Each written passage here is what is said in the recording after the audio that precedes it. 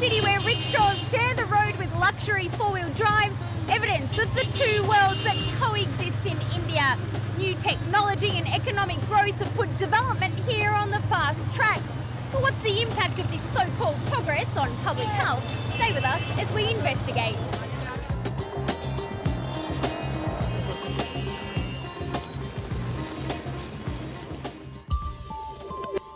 Coming up, a pharmaceutical powerhouse goes head-to-head with the Indian government. Drug maker Novartis has taken its appeal for more conventional patent laws all the way to the Supreme Court in what's being billed as a game-changing moment for global health. Next, we investigate the implications of India's title as the rent-to-womb capital of the world.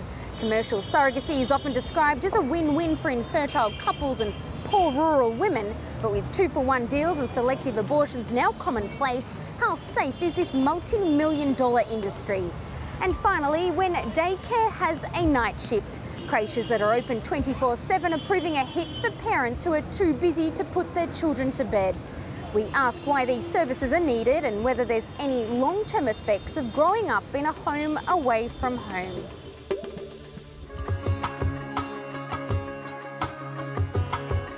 India is often described as the pharmacy of the developing world, and just have a look around me, it's no surprise why. Dozens of wholesale pharmacies selling all types of drugs, whether it be for HIV, AIDS or malaria. Most of them are not branded, in fact most are generics, but one big pharma is fighting back. Swiss-based Novartis is challenging the Indian government's patent law in what's being described as a make or break deal for the generic drug industry and a potential blow to the developing world.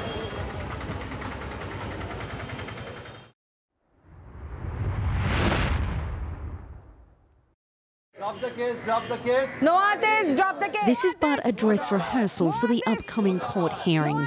Among the protesters, patients who owe their lives to generic medication, calling on pharmaceutical giant Novartis to drop its case against the Indian government.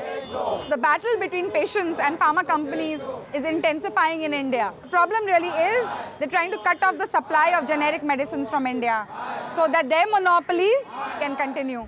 This is how a patent works. A drug company develops a new medicine and is rewarded with a patent which stops other producers from copying their drug for 20 years, allowing them to set the price without competition. When the patent ends, other generic producers can enter the market, and before long, the price drops. But Novartis has been accused of evergreening, which is making a small change to an existing drug and asking for a new patent, an accusation the company denies. I want to coin a new word, ever-delaying of patents, not evergreening. Novartis is suing the Indian government for denying a patent for its drug Gleevec, a treatment for patients with a deadly form of leukemia. The company says the medicine is a breakthrough, even though the principal compound was discovered nearly 20 years ago. Without patents, there will be no innovation in new medicines. Without that, there will be no generics later on in any case. So there's a direct correlation between all this, but we want clarity. Generic companies like Natco are the reason behind India's status as the pharmacy of the poor. At factories like this, they produce copies of branded medication en masse at a fraction of the cost. An export market worth 8 billion euros per year, primarily to developing countries. Natco also happens to produce VNAT, a generic version of Novartis' cancer drug, with a cost around 10 times less than the original version. Each and every drug does not qualify for a grant of a patent. We'll have to see on so many fronts and so many angles. It should be a new product, new molecule, new innovation, new invention. India's Supreme Court will now have the final say. Judges will have to interpret India's Patent Act, which only came into effect in 2005 following international pressure. In it, however, a section that excludes a new patent for minor modifications to existing medicines. If Novartis wins, it would set a precedent for the entire pharmaceutical industry, potentially upending the whole generic supply chain. India has and shall always respect the treaties that it has entered into, but do what is correct, what is in public interest. Thank you.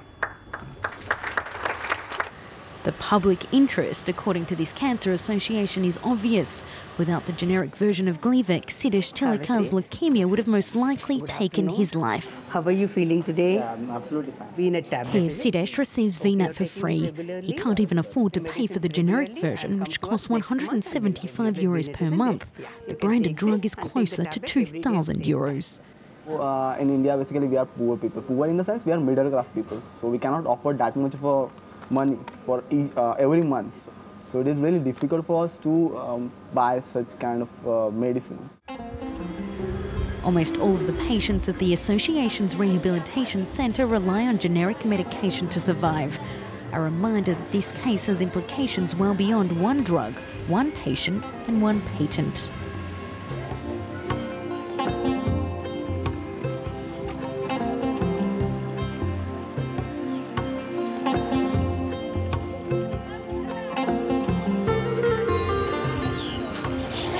Often described as having a female face, and here in India 1 out of 3 women can't read or write. But in recent years, commercial surrogacy has emerged as a viable escape, and now the business of renting out your womb has developed into a €350 million industry. But the economics of the business seems to be moving faster than our understanding of its implications, and certain companies are even offering 2-for-1 surrogacy deals by implanting embryos in multiple women to increase the chance of success.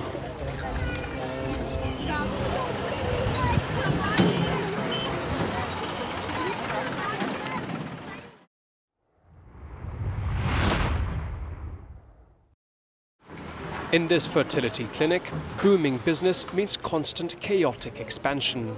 It's a source of amusement for the clients, but for Dr. Bakshi, it is above all a way to increase profits.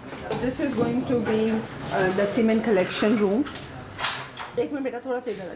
Dr. Bakshi is a surrogacy specialist. She offers all her clients a catalogue of surrogate mothers in the area, a list of poor Indian women who are willing to rent their wombs to childless couples for 9 months. Commercial surrogacy is allowed here, and the cost of a surrogacy cycle with a success rate which is better than, I won't say even equal, which is better than US. What else can you ask for? Why not India? Indeed, why not, when there are so few restrictions? Dr. Bakshi offers her customers the chance to use several surrogate mothers, each of whom can be implanted with up to 5 embryos to increase the chances of success. All this for only €20,000, nearly 5 times cheaper than in most other parts of the world. Rekha is the surrogate mother for an Australian couple. If the birth goes well, she'll be paid €2,000. I have a problem because I have children to feed, and we don't earn enough, and my husband is drunk all the time. But activists are opposed to what they call a business with no regulations. We don't have a legal framework on surrogacy. We just have ICMR guidelines, and those guidelines has never ever been monitored. So whosoever, the doctor or the clinic, is not maintaining the accuracy of the guidelines has not ever been caught. They're simply exploiting poor women. For the duration of their pregnancies, the surrogate mothers are required to stay in an apartment specially rented by the clinic. That's where I live. I sleep here, in this room. Sumita lives here with 5 other women, all of whom are surrogate mothers. The women are placed under strict medical supervision and are under virtual house arrest for the duration of their pregnancies. The doctor told me the couple was from abroad. She didn't tell us we'd have to live here for 9 months. The doctor organised everything. In just over 2 years, the tourism fertility industry in India has grown by more than 50%.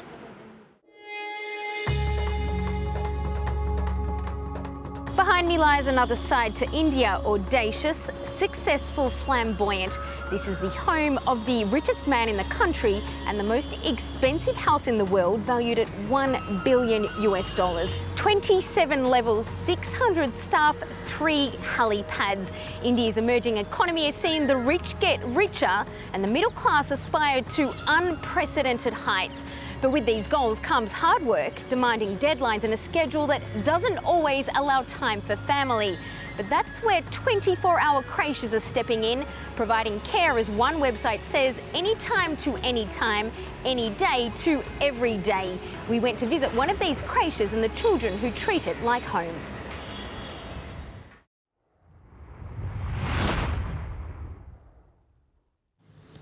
A routine that doesn't get easier, but one that's endured with a smile. Before work, Abhilasha Sharma leaves her 1-year-old daughter at creche. Esperanza is a new type of childcare, one that's open 24 hours. We don't have any relatives or anybody to take care of the baby, and my baby is too young to stay alone. So this is a blessing for us that they have a night care as well. Here, her daughter Tanishka is well looked after. Her minder is putting as much emphasis on her health as her well-being. These 4 walls are just like a second home, where she eats, plays, has a bath and sleeps over once a week. Creches like this are sprouting up across India, from Hyderabad to Bangalore to New Delhi. Drastic increase in the IT companies nowadays in India, and the people who are working with most of the information technology companies, they are working on the US or the UK based shifts, and that's what they need the 24-hour centers. Yeah, just wanted to know, can you tell me in which room Dhruv is, because I can't find him in any of the cameras? Sarala Bhushan works for an IT company.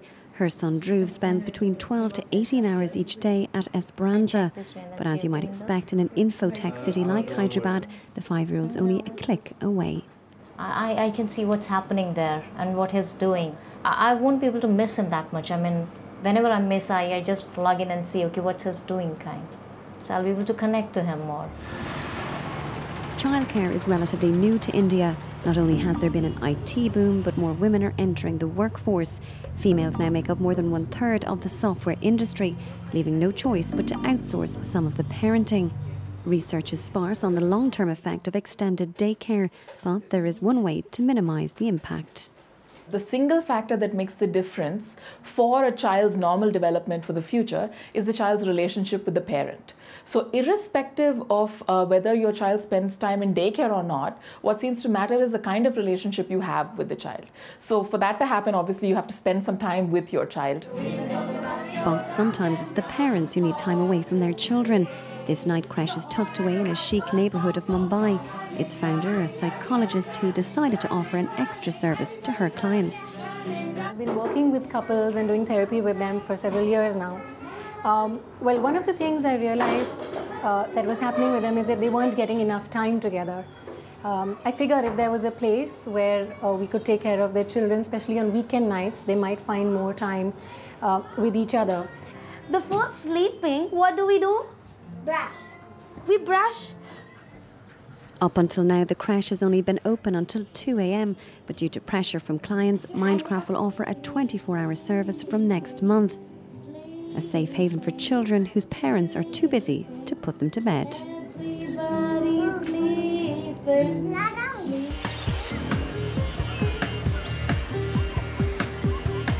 However you look at it, India is a country on the move, rapidly adjusting to its new role on the world stage. And many of the decisions made here will have implications well beyond its borders and shape how long before India is considered a developed nation, a title its people aspire to. That brings us to the end of this week's special edition of Health from Mumbai. Thanks for joining us. We look forward to seeing you, as always, next time.